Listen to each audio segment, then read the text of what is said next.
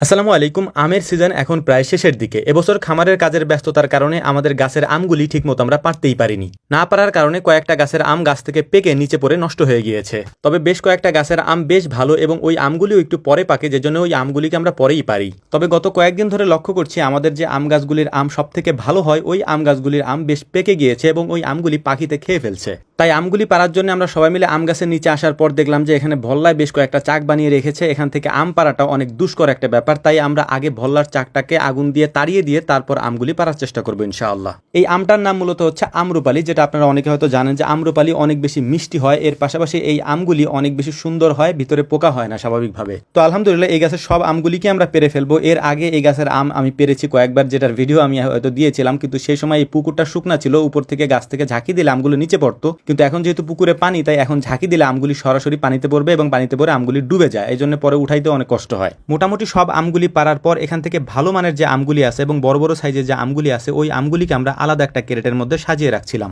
যাতে করে আমগুলির একটা ভালো শ্রেণীবিন্যাস আমরা করতে পারি, বড় আমগুলি এবং ছোট আমগুলিকে আলাদা করে রাখতে পারি। ভিডিওর মাঝখানে গুরুত্বপূর্ণ একটা তথ্য আপনাদেরকে দিয়ে দিই, সেটা হচ্ছে আমি বারবার আপনাদেরকে বলেছি বিসমিল্লাহ এগ্রো ব্লু টিক দেওয়া অর্থাৎ ভেরিফাই এই ফেসবুক পেজ বাদে আমাদের আর কোনো ফেসবুক পেজ, নন ভেরিফাইড কোনো বিসমিল্লাহ এগ্রো নামে আমাদের আর কোনো পেজ নেই। এর পাশাপাশি অনলাইনে আমাদের কোনো ব্যবসা বাণিজ্যও নেই, যেমন ধরনের জামা কাপড়ের ব্যবসা, তারপর অন্য যে কোনো ধরনের ব্যবসা, কোনো ধরনের ব্যবসা বাণিজ্য আমাদের নেই। শুধুমাত্র আমরা ঘি বিক্রি করি, যেটা আমরা এর আগেও আপনাদেরকে দেখিয়েছি। তাও আবার 2-3 মাস পর পর যখন আমরা ঘি তৈরি করি তখন। আর আমাদের সাথে যোগাযোগ করার একটাই মাধ্যম, সেটা হচ্ছে বিসমিল্লাহ এগ্রো ভেরিফাইড যে ফেসবুক পেজ আছে, এই পেজে শুধুমাত্র আপনি কল দিতে পারবেন। আমরা কখনোই কারোর সাথে মেসেজে কথা বলি না। আমাদেরকে আপনি যদি পেতে হয় তাহলে সরাসরি আমাদের বিসমিল্লাহ এগ্রো ভেরিফাইড যে ব্লু টিক দেওয়া পেজ আছে, এখানে আপনি এসে কল দিলে রাত 9টা থেকে 10টা আমাদেরকে পেয়ে যাবেন এবং আমাদের সাথে কথা বলে যে কোনো পরামর্শ আপনি নিতে পারবেন। এর বাইরে কোনো ধরনের মেসেজিং আমরা কোথাও করি না, অর্থাৎ মেসেজে কথা বলার কোনো অপশন আমাদের এখানে নেই। চাইলে আপনি আমার সাথে সরাসরি কথা বলতে পারেন রাত 9টা থেকে 10টা, এই 1 ঘন্টা আমরা আপনাদের সাথে সরাসরি কথা বলি। এবং আবারও বলছি, বিসমিল্লাহ এগ্রোর অনলাইনে কোনো ব্যবসা বাণিজ্য নেই। যদি কখনো সেটা হয় সেটা আমরা নিজেরাই আপনাদেরকে বলে দেবো ইনশাআল্লাহ।